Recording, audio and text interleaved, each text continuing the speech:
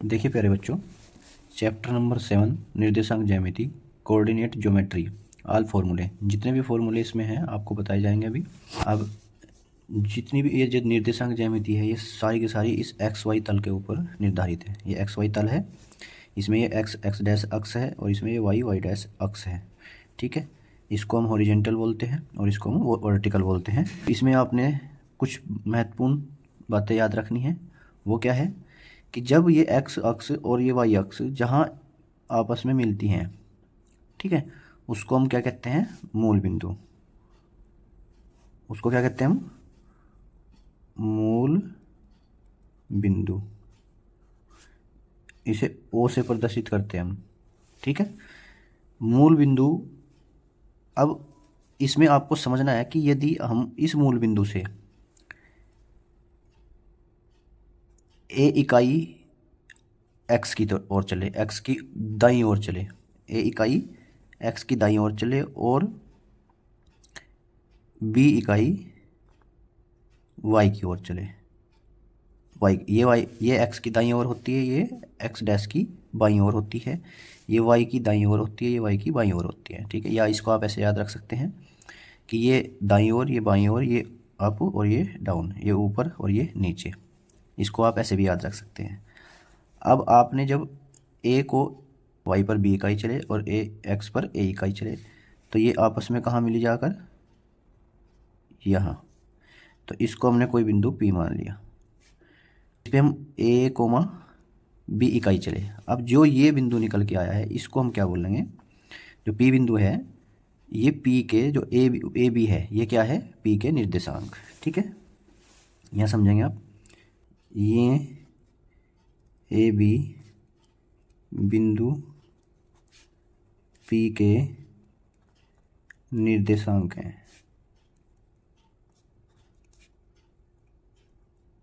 ठीक है, जो ए बी है बिंदु पी के निर्देशांक हैं। और मूल बिंदु के निर्देशांक क्या होंगे? मूल बिंदु के निर्देशांक होते हैं 0,0, क्योंकि जब मूल बिंदु हम यहाँ खड़े हैं तो ना तो हम इधर चले, ना इधर चले, ना इधर चले, ना इधर चले, तो हमारा जो दूरी है, जो मूल बिंदु के जो निर्देशांक हैं वो 0,0 हैं। ठीक है, समझ में आया?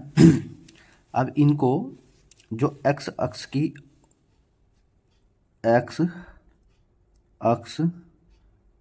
पर चली गई दूरी, जो एक्स अक्ष पर चली गई दूरी होती है, एक्स अक्ष के ऊपर इस लाइन पर जो चली गई दूरी होती है उसको हम क्या नाम देते हैं? भुज। वाई अक्ष पर चली गई दूरी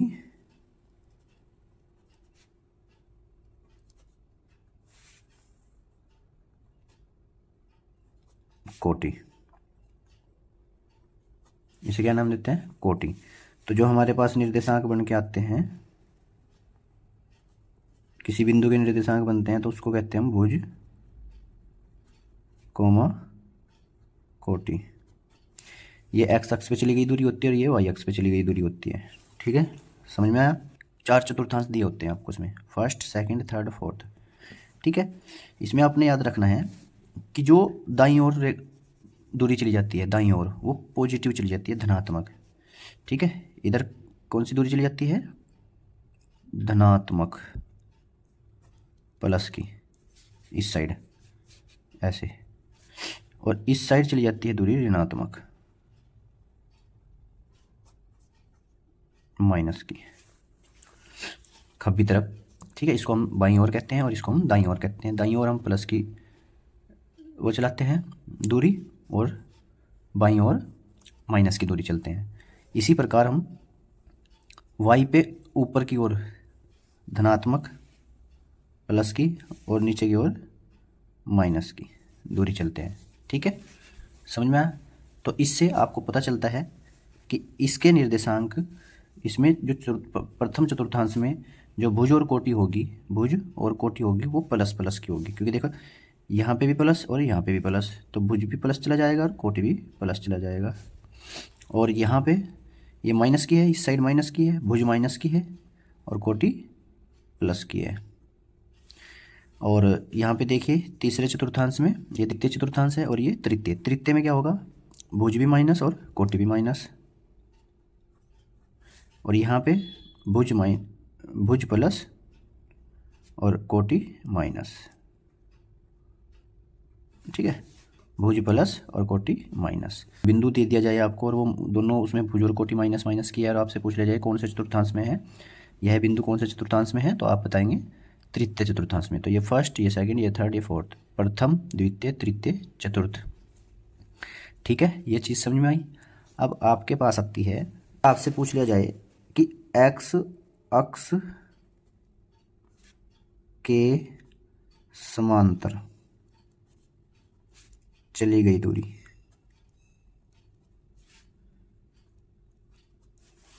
एक्स अक्ष के समांतर चली गई दूरी होती है कोटि,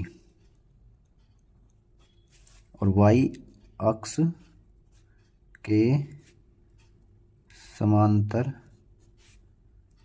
चली गई दूरी वो होती है भुज। ये चीज़ आपको याद रखनी है, अगर एक्स अक्ष पर चल रही है दूरी तो भुज है, और वाई अक्ष पर चल रही है तो कोटि है। अगर समांतर की या लंबवत की बात आ जाए, ठीक है, समांतर या लंबवत, ठीक है, अगर लंबवत की बात हो जाए तो ये उल्टा हो जाएगा, ठीक है।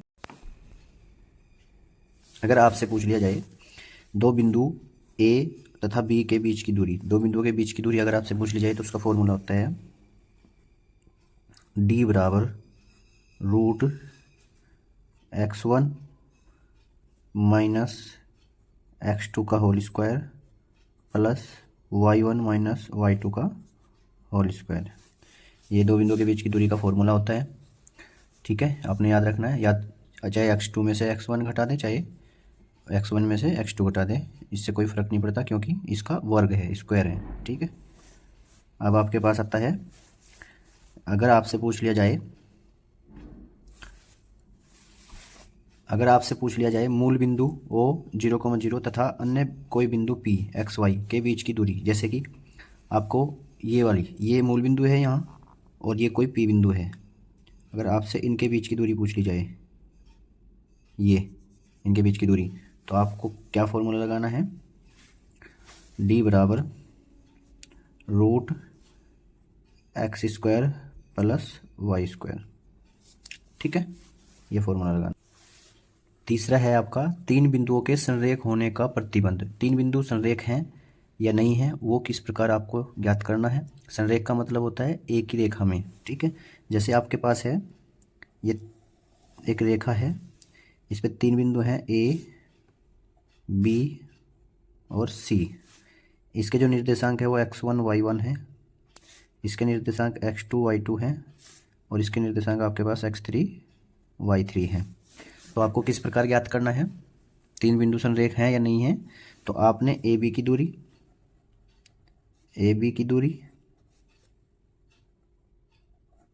दूरी का फॉर्मूला ये ऊपर आपको बता रखा है। दूरी का फॉर्मूला ये है ए बी की दूरी प्लस बी सी की दूरी,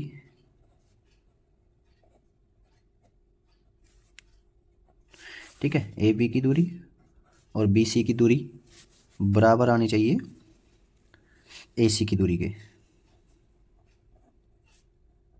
ये मतलब ये वाली डिस्टेंस और ये वाली डिस्टेंस इक्वल होनी चाहिए इस पूरी डिस्टेंस के, ठीक है, ए सी की दूरी के। अगर बराबर आएगी तो संरेख होंगे, ठीक है, समझ में आया। कुछ महत्वपूर्ण पॉइंट है, ज्यामितीय आकृतियों से संबंधित महत्वपूर्ण परिणाम ये आपको याद करने हैं, ठीक है, इनका स्क्रीनशॉट ले लेना और इनको याद कर लेना। कुछ पॉइंट हैं समान त्रिभुज के लिए, समांतर चतुर्भुज के लिए, वर्ग के लिए, समचतुर्भुज के लिए, ये कुछ पॉइंट हैं, इनको आपको याद करना है, ठीक है। देखिए इससे अगला जो आपके पास फॉर्मूला की जरूरत पड़ेगी आपको, विभाजन सूत्र। कुछ विभाजन सूत्र होते हैं, अंत्य विभाजन और बाह्य विभाजन। उसमें क्या होता है, जब दो बिंदु आपको दिए होते हैं कि x1 y1 और x2 y2, इन दो बिंदुओं को मिलाने वाले रेखाखंड को जो अनुपात m1 m2 अनुपात में अंत विभाजित करने वाले बिंदु के निर्देशांक ज्ञात कीजिए। इस तरीके के कुछ सवाल आपके पास आएंगे। तो उसमें क्या है, जैसे कि आपके पास दो बिंदु हैं ए और बी। ए और बी आपके पास दो बिंदु हैं। इसमें इसको कुछ अनुपात में m1 और m2 अनुपात में इसको बिंदु को ये मिला रहे हैं। ठीक है, इन दोनों बिंदुओं को ये बिंदु किसी अनुपात में मिला रहा है। इसको मान लीजिए आप P बिंदु। तो अगर आपने इसके निर्देशांक निकालने हैं तो वो किस प्रकार निकाल लेंगे आप, ये x1, y1 और ये इसके निर्देशांक आपको x2, y2 दिए हुए हैं। m1 और अनुपात m2 इसमें आपको दे के रखेगा और x और y आपको निकालने होंगे। तो इसमें फॉर्मूला लगेगा आपके पास अंत विभाजन का, x बराबर m1 x2 plus m2 x1 बटे m1 प्लस m2 और y बराबर m1 y2 plus m2 y1 बटे m1 प्लस m2। ठीक है, समझ में आया। ये अंत विभाजन का फॉर्मूला है। इसमें आपको 1 2 3 4 इस सवाल में 4 चीज़ हैं। 4 में से आपको 3 देगा, 1 पूछ लेगा। ठीक है, तो वो कोई भी चीज़ इसमें से मिस कर सकता है, तो आपने फॉर्मूला यही लगाना है। ठीक है, अब आता है ये अंत विभाजन का फॉर्मूला है। अब आता है बाह्य विभाजन का फॉर्मूला। ठीक है, ये विभाजन में बस आपने याद रखना है, इसमें माइनस लग जाएगा। ठीक है, जैसे कि अब यहाँ पे ए और बी आ जाएगा और ये बाहर बिंदु है कोई इसको। ठीक है, ये कोई बाह्य बिंदु है। इसके निर्देशांक निकालने हैं कि ये इन दोनों को किस प्रकार मिला रहा है। ठीक है, बाह्य विभाजन में ये बाहर हो जाएगा बिंदु। अब आपको क्या करना है, देखिए ध्यान से, x बराबर m1 x2 प्लस माइनस आएगा इसमें, बाह्य विभाजन में माइनस m2 x1 बटे m1 माइनस m2। इसी प्रकार y बराबर m1 y2 minus m2 y1 बटे m1 माइनस m2। ये बाह्य विभाजन का फॉर्मूला है और ये अंत विभाजन का, ये बाह्य विभाजन का। ठीक है, यहाँ याद रखना है, अंत विभाजन में प्लस आना है और बाह्य विभाजन में माइनस आना है। ठीक है, अगला फॉर्मूला देखिए। अब देखिए पांचवा, दो बिंदुओं x1 y1 तथा x2 y2 को मिलाने वाले रेखाखंड के मध्य बिंदु का सूत्र या के निर्देशांक x y ये ज्ञात करने होते हैं। किस प्रकार ज्ञात करने होते हैं, देखिए। मान लीजिए आपके पास दो बिंदु हैं a और b, जिनके निर्देशांक x1, y1 और x2, y2 हैं। इनको कोई मध्य बिंदु आपस में मिला रहा है। ठीक है, जिसके निर्देशांक x, y हैं। तो इनको ज्ञात करने का फॉर्मूला होता है x बराबर x1 प्लस x2 बटे 2 और y बराबर y1 प्लस y2 बटे 2। ठीक है, तो ये मध्य बिंदु का फॉर्मूला है। किसी भी सवाल में अगर मध्य बिंदु की बात करेगा तो आपने ये फॉर्मूला लगा देना है। ठीक है, समझ में आया। चलिए अगला सूत्र देखिए। अब देखिए, यदि दो बिंदुओं x1 y1 x2 y2 को मिलाने वाले रेखाखंड के त्रिविभाजन बिंदु के निर्देशांक, त्रिविभाजन मतलब जैसे कि आपके पास कोई बिंदु हैं दो, a और b। अब इसको तीन भागों में, इस रेखाखंड को तीन भागों में विभाजित कर रहा है कोई बिंदु। मान लीजिए आप P और Q। ठीक है, ये P और Q तीन भागों में विभाजित कर रहा है। मतलब अगर ये दूरी 1 है तो ये दूरी 2 होगी, और अगर ये दूरी 2 है तो ये दूरी 1 होगी। ठीक है, मतलब m1 और m2 का जो अनुपात होगा, P के लिए 1:2 होगा और Q के लिए 2:1 होगा। ठीक है, तो इसके निर्देशांक निकालने के लिए, पी के निर्देशांक निकालने के लिए आपने क्या याद रखना है फॉर्मूला? पी के निर्देशांक निकालने के लिए x बराबर, अब ये जो p है, ये p आपको सिर्फ याद रखने के लिए दिखा रहा हूँ मैं, ठीक है। x बराबर p के निर्देशांक 2x1 प्लस x2 बटे 3, ठीक है। और y बराबर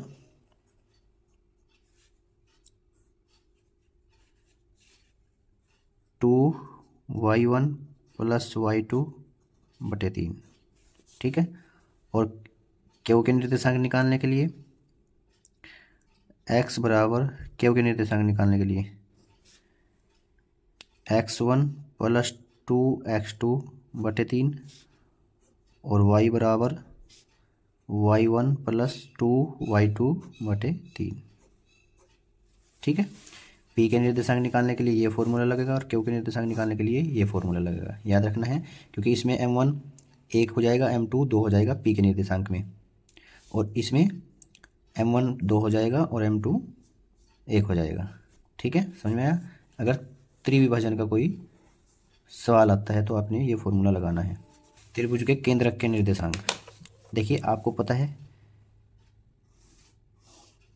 ये कोई त्रिभुज है ए बी सी, इसका केंद्र है, आप मान लीजिए कोई केंद्र ओ है, तो आपने इसके निर्देशांक निकालने हैं। इसके निर्देशांक आपको x1 y1, इस x2 y2 और इसके निर्देशांक x3 y3 दिए हुए हैं और इसके x y। तो इसके निर्देशांक निकालने के लिए फॉर्मूला है आपके पास x बराबर x1 plus x2 plus x3 बटे 3, जैसे मध्य बिंदु का फॉर्मूला निकालते हैं ना, बस इसमें 3 बिंदु आ चुके हैं। और y बराबर y1 plus y2 plus y3 बटे 3, ठीक है। समझ में आया? चलिए अब अगला फॉर्मूला देखिए। देखिए 8वां जो आपका फॉर्मूला है वो है त्रिभुज का क्षेत्रफल। यदि आपको 3 बिंदु दिए हो, त्रिभुज के तीनों बिंदु दिए हैं, तो त्रिभुज का क्षेत्रफल, क्योंकि त्रिभुज के क्षेत्रफल के अलग अलग फॉर्मूले होते हैं, तो वो त्रिभुज किस प्रकार का है उसका फॉर्मूला उसी हिसाब से लगेगा। अब आपके पास 3 बिंदु दे के रखेगा और आपसे कहेगा त्रिभुज के क्षेत्रफल के क्षेत्रफल ज्ञात कीजिए, ठीक है। तो त्रिभुज का क्षेत्रफल ज्ञात करने के लिए आपको याद रखना है त्रिभुज बराबर, या एरिया AR, त्रिभुज का क्षेत्रफल बराबर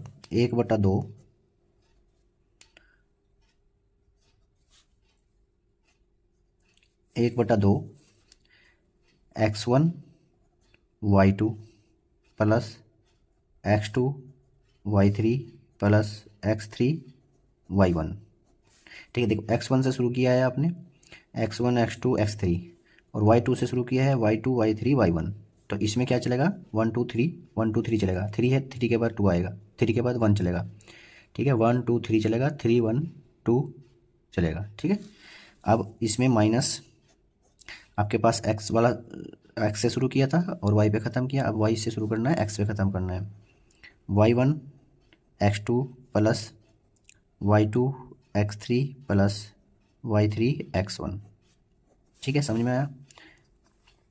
या और एरिया त्रिभुज, इसको हम ऐसे भी लिख सकते हैं, जब हम इसको हल करेंगे, हल करने के बाद हमारे पास आएगा x1, बाहर x1 आएगा तो अंदर आएगा y2 माइनस, सॉरी हाँ y2 minus y3 plus x2 into y3 minus y1 plus x3 into y1 minus y2, ठीक है। या ये फॉर्मूला याद कर लीजिए या ये फॉर्मूला याद कर लीजिए, ये आसान है। अभी इसमें देखिए, अगर यदि त्रिभुज के तीनों बिंदु संरेख हैं तो त्रिभुज का क्षेत्रफल होगा x1 into y2 minus y3 plus x2 y3 minus y1 plus x3 y1 minus y2 बराबर 0। यदि तीनों बिंदु संरेख होते हैं तो त्रिभुज का क्षेत्रफल 0 के बराबर होता है। ठीक है, यह सूत्र 0 के बराबर आ जाएगा, 1/2 हट जाएगा इसमें से। ठीक है, तो ये भी आपको याद रखना है।